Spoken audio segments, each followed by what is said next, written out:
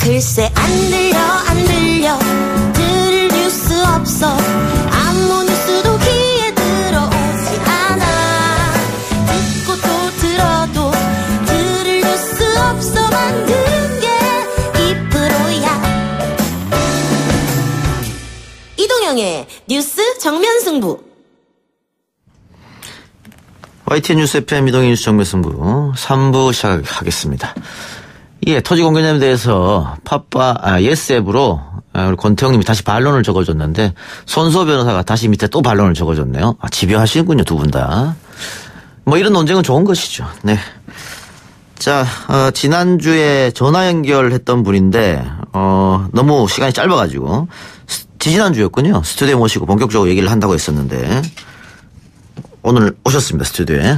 더불어민주당 박용진 의원 나왔습니다. 어서 오십시오. 예, 안녕하세요. 서울 강북 을구 출신의 더불어민주당 박용진입니다. 예, 3부에서 짚어볼 문제 삼성의 바이오 사업과 관련된 부분입니다. 대법원 판결 앞두고 있는 이재용 부회장이 역점을 두고 있는 신성장 동력 사업 중 하나로 알려져 있는데 그 중심에 삼성 바이오 로직스가 있습니다. 그런데 분식회계 논란으로 금융당국에 조사를 받고 있다고 하는데 이 과정에서 우리나라에서 2위, 3위를 차지하고 있는 회계법인들이 더하기 나누기 수준으로 기업 가치를 평가했다. 오늘 이 얘기를 이제 할 건데 네. 페이스북 라이브를 지금 하고 있어요? 저희 의원실이 요즘 이렇게 뭐 새로운 걸 좀 해보자 해서요. 예. 더듬더듬하는 중이에요. 친구 많습니까? 별로 없어요. 오늘 방송을 계기로 친구가 많이 생기길 바랍니다. 자, 본격적으로 삼성 이야기하기 전에요. 문재인 정부의 재벌 개혁 요즘 조금 후퇴하고 있는 게 아니냐 이런 시각이 진보 지지자들 층에 있는 것 같습니다. 어떻게 보십니까? 뭐 진보학자들 한 320 몇 명인가요? 그분들이 여러 가지 우려를 표하는 재벌 개혁과 경제민주화가 뒷걸음질 치고 있는 거 아니냐라고 하는 그 성명서를 낸 것을 계기로 여러 얘기들이 많이 나오죠. 예. 그러나 여러분 기본적으로 정부 여당에 특히나 이제 민주당 그리고 대통령의 재벌개혁과 경제민주화의 의지는 변하지 않았다는 걸 믿어주시면 좋겠고요. 다만 이제 관료들의 저항은 곳곳에서 눈에 띕니다. 그래서 제가 이제 전에도 그런 말씀 드렸는데 대통령하고 제가 지난번 원내지도부 2기 원내지도부의 일원이었기 때문에요. 대통령과 이제 오찬을 같이 한 적이 있습니다. 그때 한마디씩 돌아가면서 하라고 할 때 저는 딱 그 말씀 드렸어요. 대통령 지치지 마세요. 재벌과 관료들이 대통령 지치기만 기다리고 있습니다. 민주당 하나도 안 무서워해요. 대통령만 무서워하고. 예. 그러니까 대통령이 지치면 큰일 날 것 같다 했더니 끄덕끄덕 하시더라고요. 그래서 저는 관료들과 뭐 그 재벌들의 저항은 곳곳에서 계속 눈에 보이고요. 그 부분을 어떻게 잘 우리가 뚫고 나가느냐 이것이 이제 정부 여당의 책임이라고 봅니다. 이게 참여정부 때도 경제 관료들의 어떤 움직임이 좀 있었었는데 아마 지금 대통령은 참여정부 때 있었으니까 잘 알겠죠. 뭐 그런 문제에 대해서. 저항의 강도, 방법 이런 걸 잘 아실 거라고 보고요. 하는 척만 하는 관료들 특히나 하는 척만 하는 관료들에 대해서 어떻게 다룰지 잘 고민을 잘 풀어나가실 거로 기대하고 있습니다. 그런데 그 문재인 대통령이 어쨌든 인도에서 이재용 부회장을 만났고 이후에 김동연 부총리가 이재용 부회장하고 만났어요. 그리고 그 자리에서 삼성의 투자 계획 180조라는 나왔거든요. 이렇게 되면 대법원 판결을 앞두고 있는데 영향을 미치는 거 아니냐 뭐 이런 얘기도 있습니다. 사법부가 그런 문제에 있어서 눈치를 보고 또 신호를 받아서 혹은 협의를 해서 문제가 되고 있는 게 이게 지금 사법 대란 아닙니까? 예. 요즘 뭐 양승태 대법원장 시절에 어떤 일이 있었냐면 하나하나 파헤치고 있는 과정인데요. 그런 일이 또 있지 않을 거라고 저는 이제 믿고 있고요.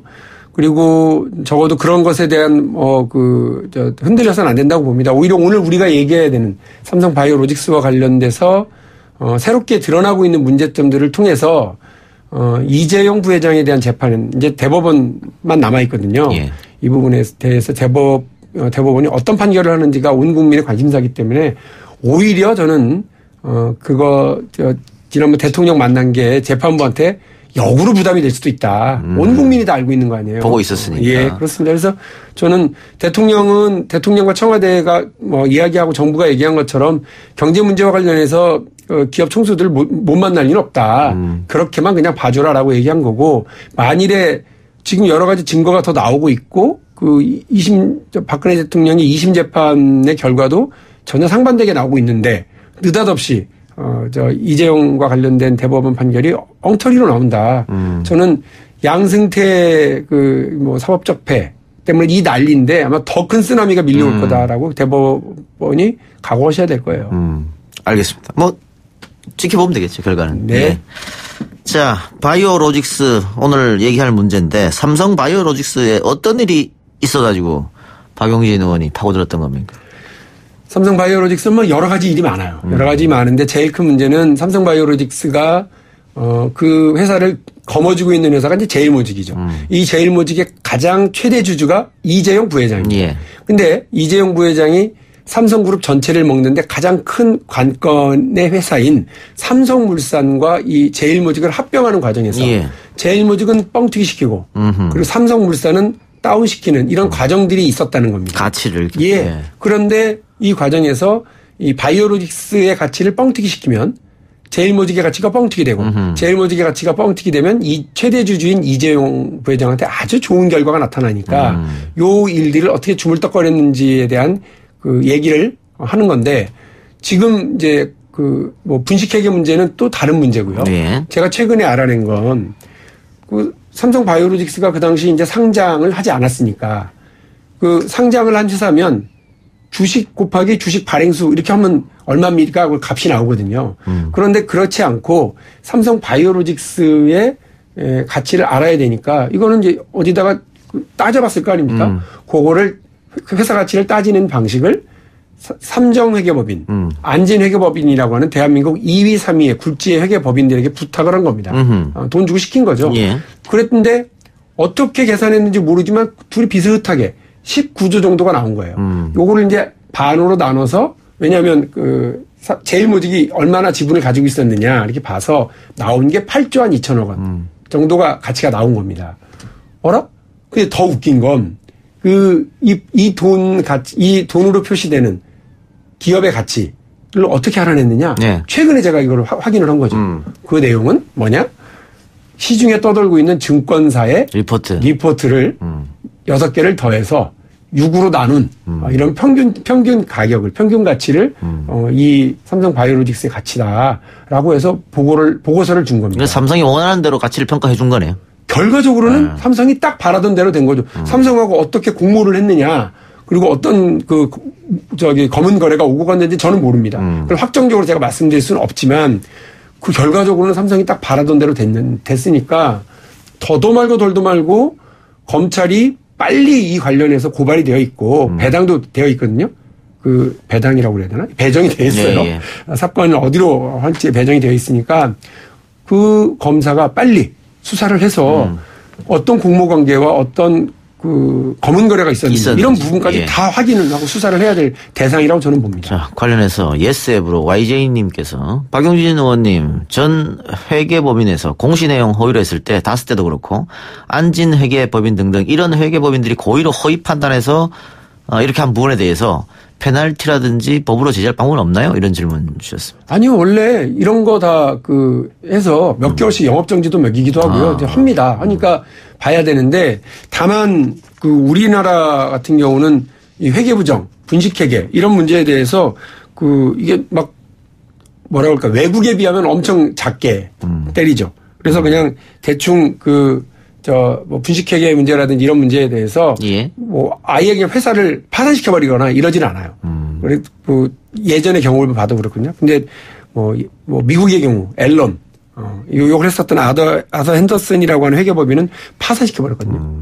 그러니까 우리 같은 경우는 이런 근본적인 어떤 회사를 아예 그냥 공중분해 시켜버리는 이런 적까지는 아니더라.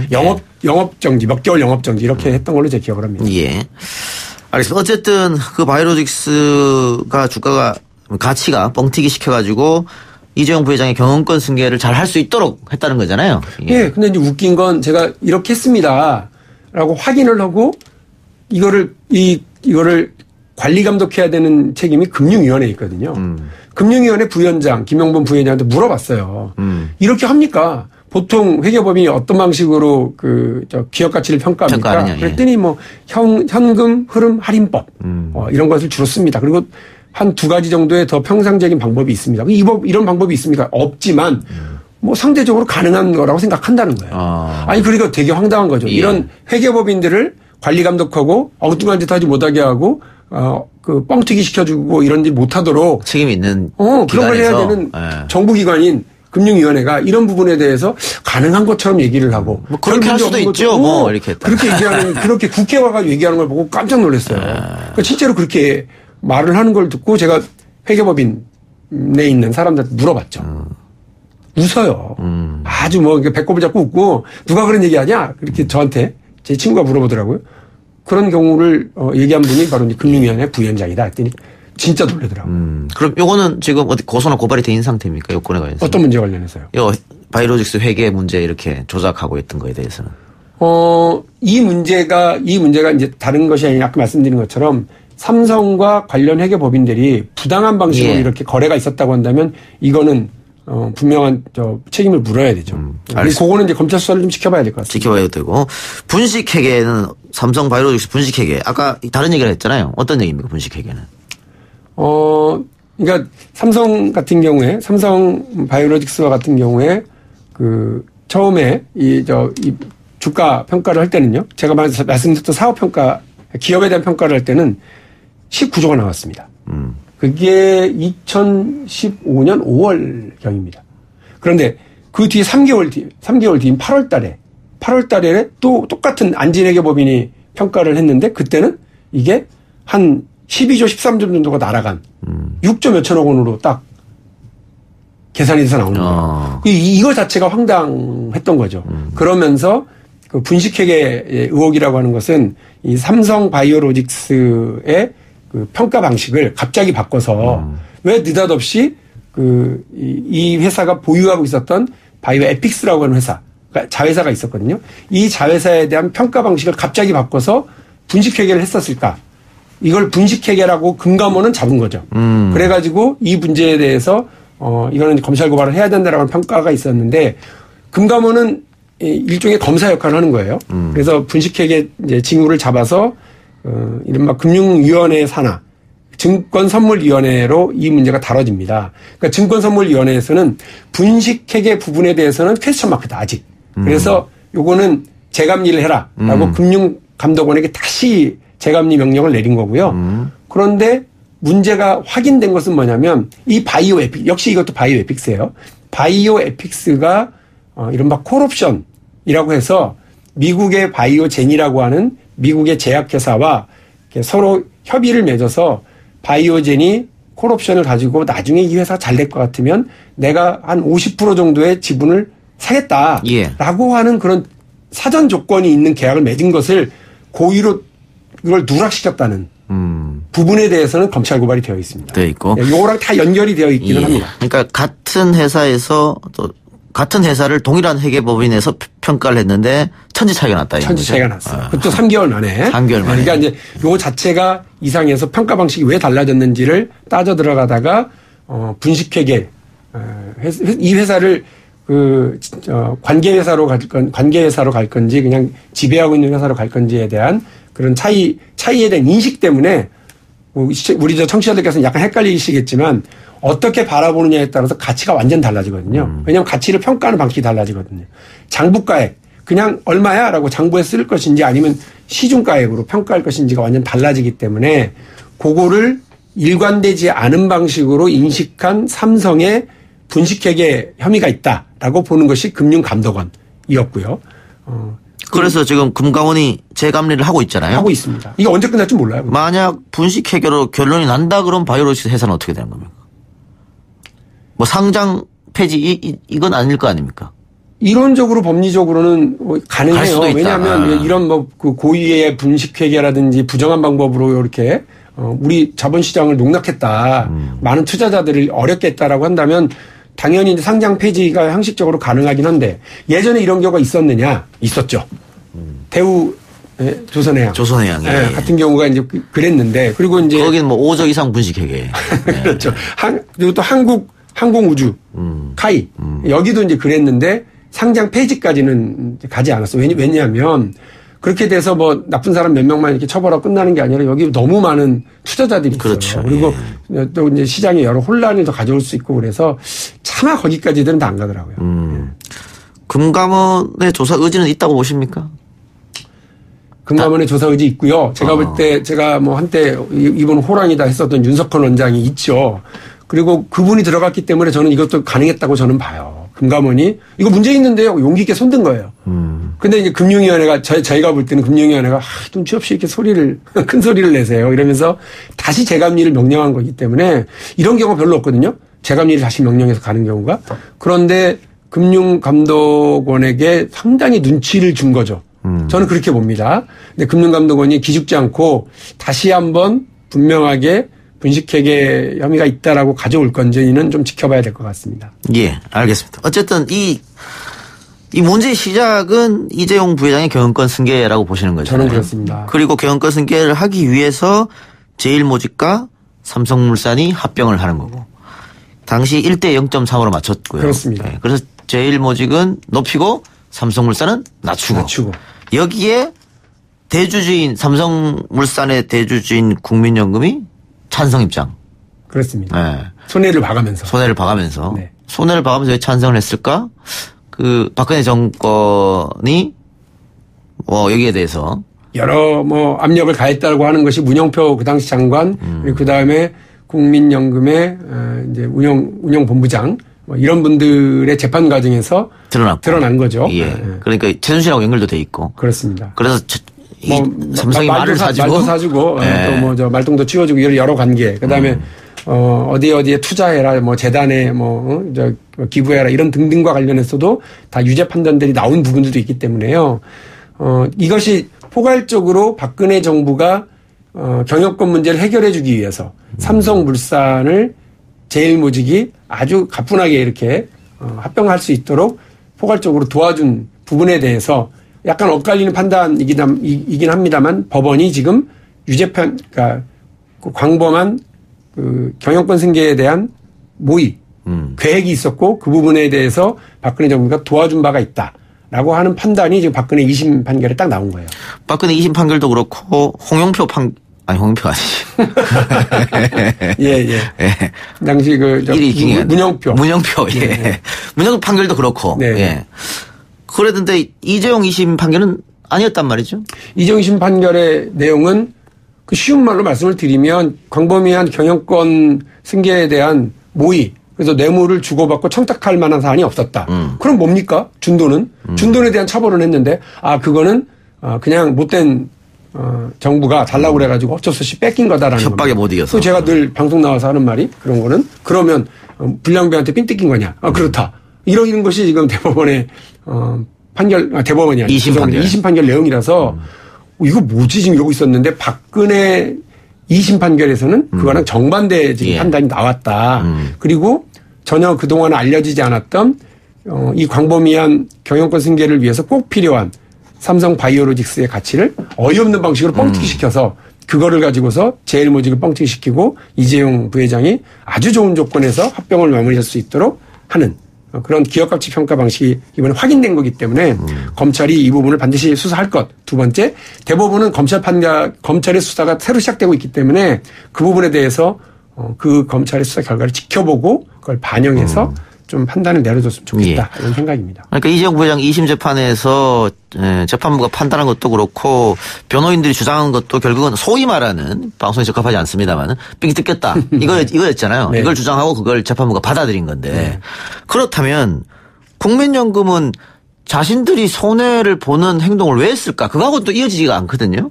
지금 재판 과정에서 나오는 여러 가지 증언들이 이런 걸 보면 이게 좀 너무한다 이런 식으로 그러니까 자기들도 이게 합병 비율이 얼마가 돼야 좋은 건지 그리고 얼마쯤 되면 찬성할 수 있는지를 계속 확인하고 알아봤다는 거 아니에요. 외부에다 알아보고 자기들도 평가해보고 그 너무 좋게 안 나오니까 거의 억지로 좀 맞춰라라고 했다는 거 아니에요. 그래도 내부에서 반발도 있었고 그럼에도 불구하고 이렇게 한 이유는 저는 국민연금이 편을 들어주지 않으면 그러니까 주주총회에서 이게 어려웠던 거였거든요. 이 과정 때문에 국민연금이 그야말로 좋게 말하면 백기사 역할을 한 거고요. 나쁘게 말하면 국민들의 노후 자금을 가지고 그 재벌 총수의 어떤 민원을 해결해 주는데 동원됐던 거죠. 그래서 그 뭐 어떤 평가에 따르면 뭐 2천억, 3천억 정도 손해본 거다라는 얘기까지 있을 정도예요. 물론 그 가치라고 하는 건 상대적으로 다를 수 있습니다만 그런 손해를 감수해 가면서까지 해야 될 일을 자기들이 하지 말아야 될 일을 했다는 건 말도 안 되는 일이죠. 그러니까 국민연금이 대주주인데 찬성했고 당시 그 사모펀드죠. 엘리엇은 합병에 반대했고. 반대했죠. 예. 그래서 엘리엇이 이 합병 때문에 자신들이 손해를 봤다. 그래서 지금 소송을 한국 정부를 상대로 투자자 국가 간 소송, 네. ISD 네. 제기를 한 상태지 않습니까? 네, 네. 8천억 원 정도. 네. 엘리엇 입장에서는 뭐 충분히 할 수 있는 거라고 보여집니다. 그런데 법무부가 또 여기에 답변을 내놨는데 어차피 우리 정부가 내는 거죠. 네. 소송은 대리인이 했습니다마는. 그런데 그 이재용 그 재판, 2심 재판의 답변과 비슷한 답변을 했다. 그래서 좀 논란이 되고 있어요. 박근혜 전 대통령 1심 판결의 내용 플러스 이재용 부회장의 2심 판결 내용을 예. 믹스해가지고 한국 정부가 관여하지 않았고 그리고 이제 그런 것은 존재하지 않는다는 재판 결과가 나오고 있다 이렇게 안내를 한 걸로 알아요. 자기들이 입장을 낸 걸로 알아요. 근데 이거를 보내고 나서 박근혜 전 대통령의 2심 판결이 좀 나온 거죠. 전혀 다르게 나온 거죠. 그러니까 이 부분을 보면서 저는 우리 청취자분들한테 부탁드리고 싶은 게 지금 당장 봐서는 엘리엇이라고 하는 이 어떻게 보면 나쁜 해외 펀드가 우리나라 세금을 뜯어가려고 그러나 보다. 8천억을. 네, 이렇게만 바라보기 시작하면 안 됩니다. 그러니까 이 문제에 있어서 조금 객관적으로 봐야 돼요. 그러니까 저는 자본시장과 우리 시장 경제가 보다 투명하게 가려고 그런다면 합리적인 판단들이 움직여져야 되는데 물론 지금 엘리엇이 우리한테 이렇게 덤비는 게 기분 나쁠 수는 있지만 그러면 대한민국의 시장 경제와 자본시장이 제대로 이렇게 합리적으로 작동되고 있느냐. 아무런 죄도 없는 소액주주들에게 피해를 끼치는 엉뚱한 방식으로 왜 이런 의사결정들이 되고 있느냐. 이 부분은 아주 명확하게 드러낼 필요가 있어요. 그건 이건 이겁니다. 그래서 일단 보면, 엘리엇이 그렇게 덤비는 게 기분 나쁘다고, 엘리엇 소송이 기분 나쁘다고, 우리가 진실을 드러내는 것을 두려워할 필요는 일단 없다. 그리고 이 부분과 관련해서 우리가 한국 정부가 만일에 관여한 게 있고 그것에 대한 책임이 있다라고 하면 정확하게 드러내서 박근혜 전 대통령의 책임 그리고 그 정부 관계자들 중에서 누가 이 심부름을 했는지에 대한 문제 혹은 공모 관계가 생기면 삼성이든 이재용 전 부회장이든 재판 최종적으로 공모 관계가 확정이 되고 나면 저는 여기서 정부가 내줘야 되는 비용 만일에 우리가 졌다고 그랬을 때 내줘야 되는 비용에 대해서 구상권 청구라든지 삼성 측으로 삼성이니까 공모 관계가 형성이 돼요. 예. 그러니까 그 부분을 그 채무 문제를 이렇게 우리가 더 다시 이렇게 얻어낼 수 있는 구상권 청구 방법들도 고민해 볼 수 있기 때문에 그리고 더 장기적으로는 한국 자본시장과 한국 시장이 아주 합리적으로 투명하게 움직일 수 있다라고 하는 걸 보여주는 것이 되게 중요합니다.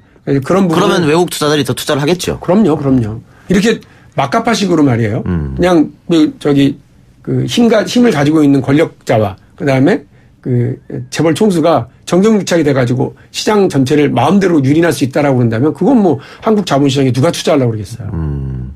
방금 정경유착 말씀해 주셨는데 이 정경유착이 뭐 전두환, 노태우 이 시절에 끝났지 않았을까 이런 생각을 했습니다만 이명박, 박근혜 정부 지금 두 사람 다 감옥 가 있으니까. 네. 정경유착 때문에 그렇게 되는 거예요. 끊어지지 않는 것 같아요.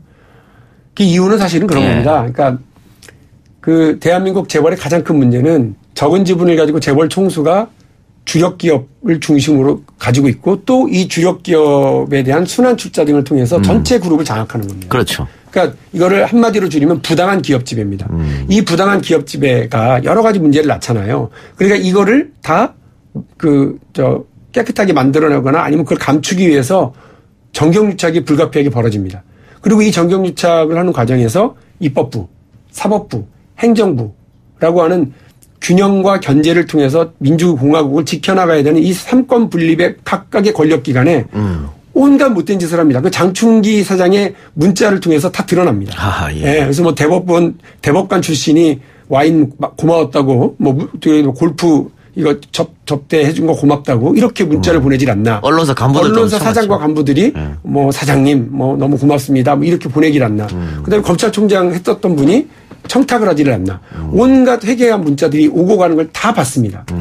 이것이 바로 부당한 기업 지배를 유지하고 그 총수의 일가가 계속해서 기업을 장악하기 위해서 하지 말아야 될 정경유착과 범죄 행위를 저질렀다라고 하는 증거들이거든요. 예. 여기 YTN 관계자도 장충기한테 문자 보내고 그랬어요. 아, 그런가요? 예. 뭐 어쨌든요. 네. 예, 부끄러운 일입니다. 부끄럽죠. 그러니까 언론이라고 하면 이런 걸 감시하고 견제하고 고발하라고 있는데 아닙니까? 제가 지금 하고 있잖아요. 그래서. 현대민주주의의 제4의 권력기관이라고까지 얘기를 해요. 예. 그러니까 이런 데를 다 떡주무리지 주물르고 민주주의를 압살하는 거. 옛날에는 그 일을 누가 했냐면 총칼 들고 한강 건넜던 사람들이 한 거예요. 군인들이.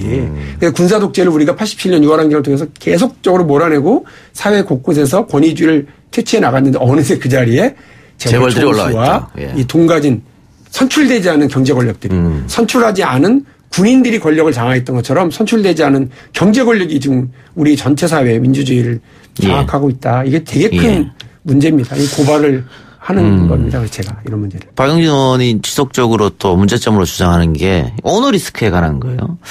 물론 해외에서도 오너리스크가 있겠습니다만 한국처럼 이렇게 오너리스크 이야기가 많이 나오는 나라는 드문 것 같습니다. 그렇지 않습니까? 그 보세요. 그 대한항공의 그 사주 일가들이 물컵 던지고 땅콩 회양시키고 아니 성격 그렇게 못된 사람들은 많아요. 대한민국에. 그러나 그들이 그런 일을 저질러서 대한항공이라고 하는 그 기업에게 얼마나 큰 피해를 미치고 이미지 추락하고 관련한 다른 기업 자회사들한테도 엄청난 피해를 미치고 있잖아요. 그렇죠. 예. 그 노동자들은 무슨 죄입니까? 그 투자자들은 무슨 죄입니까? 주주들이요. 그러니까 이렇게 기업에게 어마어마한 부담을 남기고 있는 오너리스크. 아시아나항공의 기내식 사태도 역시 마찬가지거든요. 회장의 잘못된 판단 때문에 이런 일들이 연쇄적으로 벌어지고 있는 거죠. 삼성도 역시 그런 겁니다. 그래서 삼성전자가 망하면 대한민국 망한다는 말 맞다고 봐요. 삼성전자가요. 2015년 대한민국의 GDP의 13.8%를 차지하는 어마어마한 회사입니다. 직간접적으로 50만 명을 고용하고 있는 회사입니다. 이 회사가 망해서야 되겠습니까? 근데 이 회사가 엉뚱하게도 정유라의 말이나 사주고 앉아있는 이런 일들을 저질러서는 안 된다는 게 제 생각이거든요. 예. 그래서 그 똑똑하거나 아니면 선출됐거나 주주들에 의해서 이런 사람들이 그 어떤 그 능력이 확인됐던 사람들이거나 이렇게 해야 되는데 이런 순환출자 구조를 통해서 부당하게 능력이 확인되지 않은 사람이 회사를 운영하고 이 어마어마한 회사를 끌고 가고 한국 경제를 끌고 간다? 위험천만한 일이 아니냐는 게 제 생각이에요.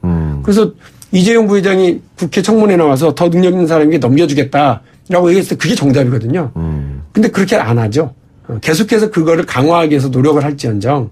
그래서 저는 오너 운영이 맞는지 아니면 CEO 운영이 맞는지 경영이 맞는지는 확인할 수는 없습니다.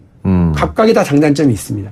그러나 대한민국에서는 유독 할아버지 잘 만나고 아버지 잘 만난 사람들이 계속 기업을 경영해 나가려고 온갖 악행과 불법과 탈법과 특권을 부리고 있는 거 이거를 막아야 된다는 게 제 생각입니다. 통계도 나옵니다. 세계 400대 부자의 65%가 자수성가, 상속은 35%밖에 안 돼요. 근데 대한민국은 100대 부자 중에 80%가 상속이고 창업은 20%밖에 안 되니까 그 부분에 대해서도 당연히 이제 문제점을 지적하는 거겠죠. 결국은 그래서 이 오너리스크 또 방금 제가 얘기한 상속도 계속 물려받는 거에 대해서 소유와 경영을 좀 분리하는 게 어떠냐 이런 주장은 오래전부터 있었지 않습니까? 근데 그걸 뭐 법으로 할 수 있는 건 아니잖아요. 아니, 국민적으로 이런 것들을 강제하고 또 이제 사실은 권력이 선출된 권력들이 해야 돼 이런 거를 선출되지 않은 경제 권력들은 스스로 이렇게 할 수도 없고요. 당연히 무슨 관료들이 이 문제를 뭐 나서서 할 거라고 생각하지 않습니다. 예. 그러니까 미국의 경우도 그렇고 다른 해외의 경우도 그렇고 선출된 권력 혹은 그 정치 집단 정당에서 지속적으로 이 문제에 대한 관심을 갖고 그리고 관련 법을 만들고 제도를 만들고 이렇게 해서 제어해 나가거든요. 우리가 보통 스웨덴 발렌베리 가문에 대한 이야기를 합니다. 예. 그리고 거기처럼 거기는 소유를 하고 경영에 참여도 합니다. 그러나 스웨덴 사람들은 우리나라 사람들이 우리 국민들이 재벌 총수와 재벌들 싫어하는 거에 비하면 엄청나게 좋아하고 박수치고 사랑합니다. 어떻게 그렇게 되었는지에 대해서 잘 들여다볼 필요가 있습니다. 제도적으로 그렇게 되어 있거든요. 그리고 미국 같은 경우도 절대 그 시장에서 독점 용납하지 않고요. 또 이런 식으로 그 경영권을 물려주고 승계받는 방식으로 기업을 운영하지 못하도록 만들어놨기 때문에 미국이라고 하는 나라가 자본주의 최첨단을 걷고 있는 가장 강력한 자본주의 국가임에서도 불구하고 아주 그 합리적으로 운영되고 뭐 애플이나 구글이나 이런 회사들이 그 이미 선진적으로 나가 있는 회사들이 있음에도 불구하고 그 틈에서 성장해서 세계 1, 2위 기업들이 될 수 있는 그런 터전이 되어 있는 거거든요. 그래서 한국은 금융위기, IMF 금융위기 이후에 그 이른바 그 10대 재벌, 재벌로 성장한 회사가 20대 재벌, 30대 재벌로 성장한 회사가 미래에셋 그리고 네이버 이 두 군데밖에 없다는 거예요. 그런데 미국이라는 나라는 그 시간에 우리가 듣도 보도 못했던 기업들이 계속 그 시장에 나와서 1위 기업, 2위 기업이 이제 차지하고 있는 거 아닙니까? 아마존을 누가 알았어요? 구글 그리고 페이스북 이런 데가 나타날 거라고 누가 생각이나 했었습니까? 그 시간에 미국은 그런 게 나타날 수 있도록 시장의 조건, 법과 제도가 만들어져 있다라고 하는 걸 우리가 유심히 들여다볼 필요가 있습니다. 알겠습니다. 오늘 말씀 여기까지만 듣고요. 페이스북 라이브도 여기서 끝나는 걸로. 예. 페이스북 친구들 박용진은 앞으로 많이 사랑해 주시고요. 의원님도 앞으로 재벌개혁에 더 매진해 주시기 바랍니다. 네, 감사합니다. 고맙습니다. 오늘 얘기. 예, 고맙습니다. 3부 순서 마치고 4부로 돌아오겠습니다. 뉴스 신동 이 작가와 함께하는 비포장 뉴스 해학 뉴스 정면 승부.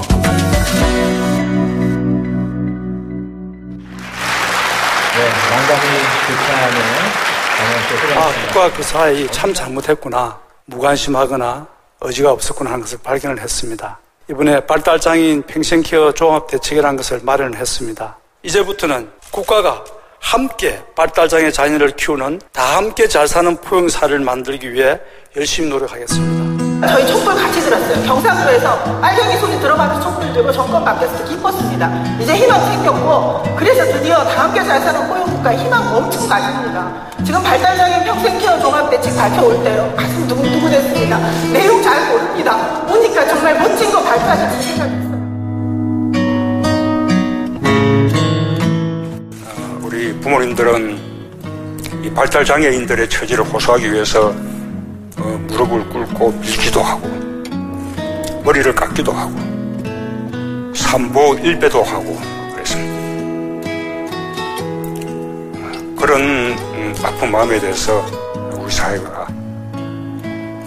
얼마나 이제 따뜻하게 이렇게 마음을 보여주는지 그런 이제 반성이 듭니다.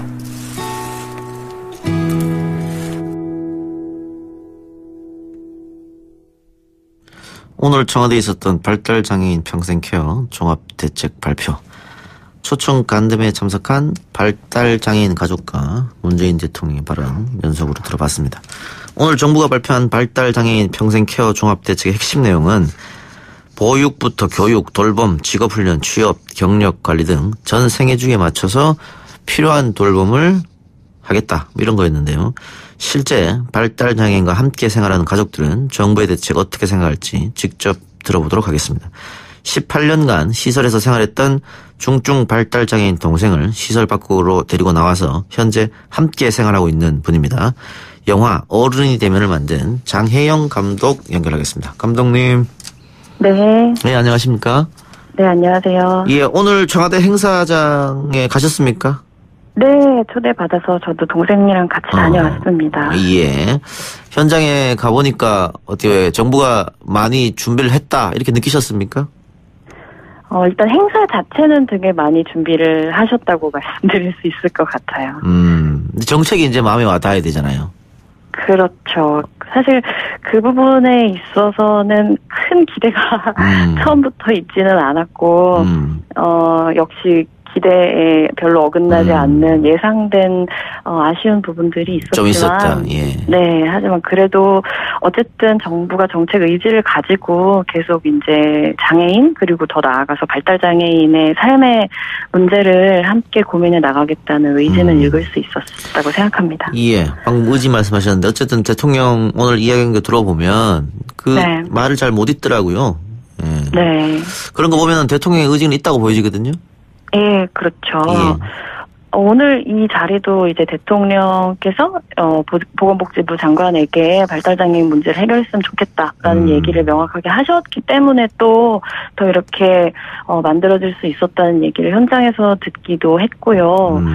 아무튼 이렇게 의지를 표명하는 것에 대해서는 정말로 이제 그래도 우리 사회가 이게 단순히 그냥 장애 가족의 사적인 문제가 아니라 우리 사회가 풀어야 하는 공적인 문제라는 거를 천명했다고 있을 것 같아요. 네, 어쨌든 한 발 진일보했다 이렇게 평가하시는 거네요.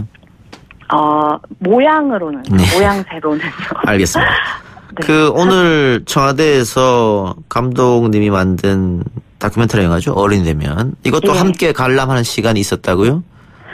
그럴 예정이었던 것 같은데 예. 영화가 98분 정도 이제 장편이어서 예. 이제 그거를 보지는 않았고 이제 지난 장애인의 날 행사 때 보건복지부에서 저랑 동생을 좀 취재를 해가셨어요. 그래서 그걸로 그 만든 내용을? 짧은 영상을 같이 봤습니다. 이 어른이 되면이라는 영화는 어떤 영화입니까? 어른이 되면이라는 영화는 이제 저의 1살 어린 여동생이 이제 어렸을 때 발달장애가 있다는 이유로 시설로 13살 때 이제 보내졌는데 18년 동안 계속 시설에 있었거든요. 근데 이제 제가 그렇게 사는 게 그냥 동생의 삶인가 보다 하고 되게 오랫동안 살았는데 좀 그래도 역시 그것이 인간다운 삶이라고 인정하는 거는 우리 사회에 인간다운 삶이 존재하지 않는다는 걸 인정하는 것과 같은 의미인 것 같아서 한 1년 반 정도 전에 데리고 나왔어요. 데리고 나와서 이제 같이 살기 시작했고 그 같이 살아가는 최초의 6개월 정도를 이제 기록한 자전적인 다큐멘터리입니다. 그 동생이 발달장애를 갖고 있다고 하는데 네. 우리 청취자분들 중에 발달장애가 어떤 건지 모르는 분들도 계실 수 있으니까 조금 설명해 주실 수 있습니까? 네, 발달장애라고 하면 지적장애하고 자폐성 장애를 둘 다 묶어서 발달장애라고 부르는 거예요.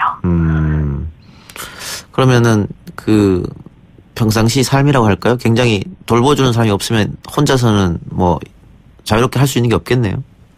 네, 이제 지적장애의 경우에는 정말 이제 지적인 발달이 이제 다른 평균적인 발달에 비해서 다르거나 이제 이런 경우를 지적장애라고 부르고 자폐성 장애는 사실 아주 쉽게 말하면은 이제 사회적인 커뮤니케이션에서 다른 사람들의 마음을 읽고 또 자기 마음을 표현하고 이런 것들에서 어려움을 겪는 커뮤니케이션 장애라고 할 수 있는데요. 근데 어쨌든 독립적으로 혼자서 생활할 수는 없는 거지 않습니까?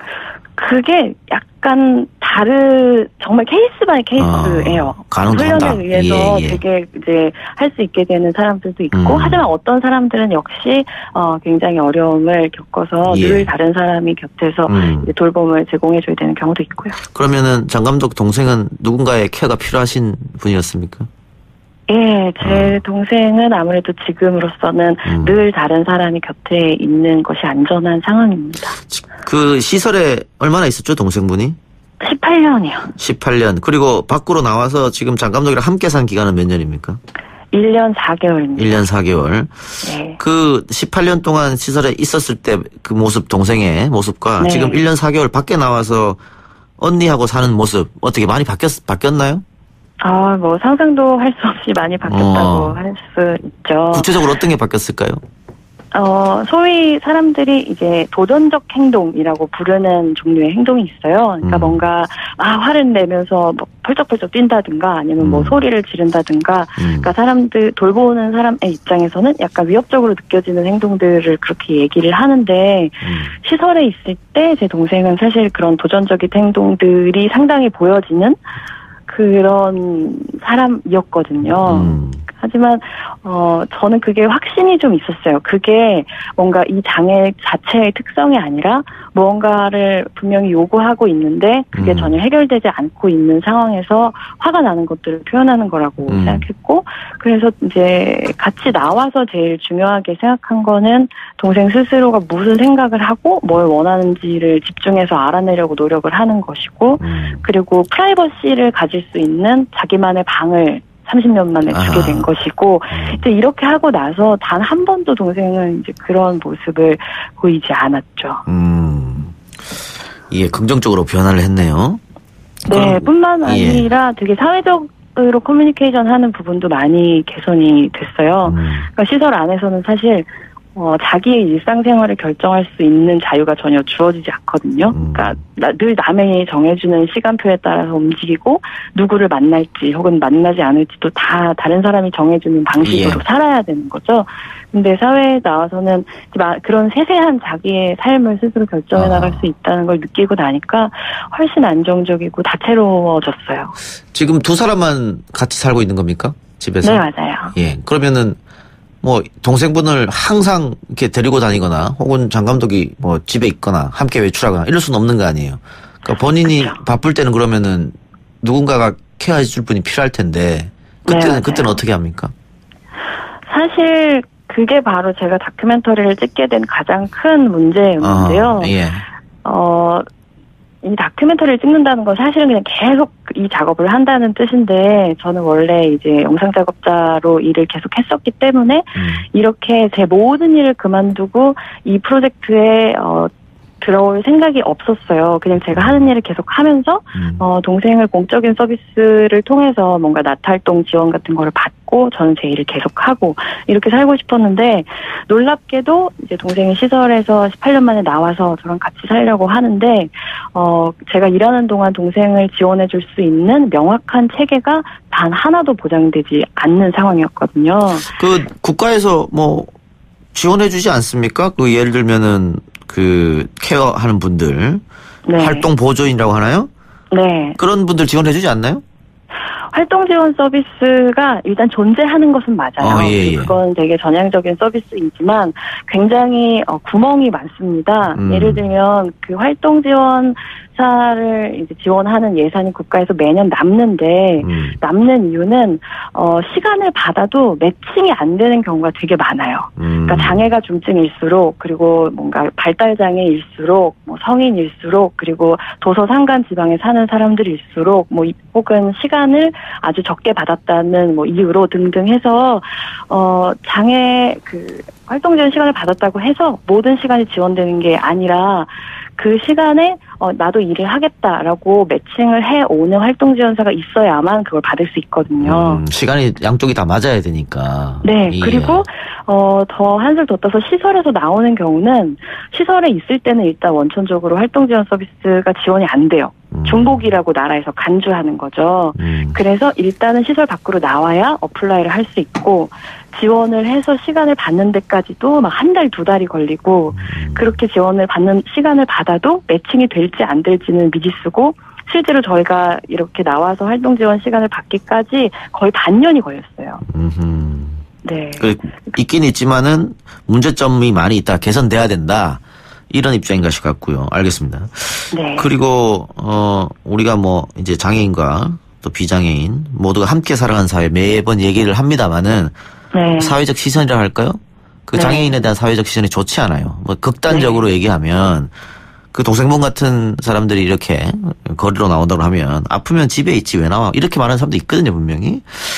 그런 어떤 사회적 편견 이런 걸 어떻게 고쳐야 될까요? 사회적 편견을 고치는 방법은 두 가지라고 생각을 하는데요. 먼저 제도적으로 정말로 이게 철학적으로 완전히 개선된, 그러니까 어떤 시혜의 관점이 아니라 어떤 뭐라고 하면 좋을까요? 차라리 보상의 관점이라고 하는 게 좋을 것 같아요. 그러니까 보상의 관점에서 장애인 복지를 접근하는 명확한 제도적인 체계가 우선되어야 하고요. 그러니까 불쌍해서 베푼다 우리가 이런 생각하면 안 된다는 얘기죠. 그렇죠. 왜냐하면 그게 실제로 말이 안 되기 때문이에요. 우리가 나라가 이제 경제성장기를 거쳤을 때 그래서 이제 눈부신 발전을 할 때 애초에 그때부터 장애인과 비장애인이 함께 살아가기 적합한 사회를 우리가 물적으로나 혹은 보이지 않는 인프라로 만들어 왔다면 이렇게까지 장애인들이 살아가기 힘들지 않거든요.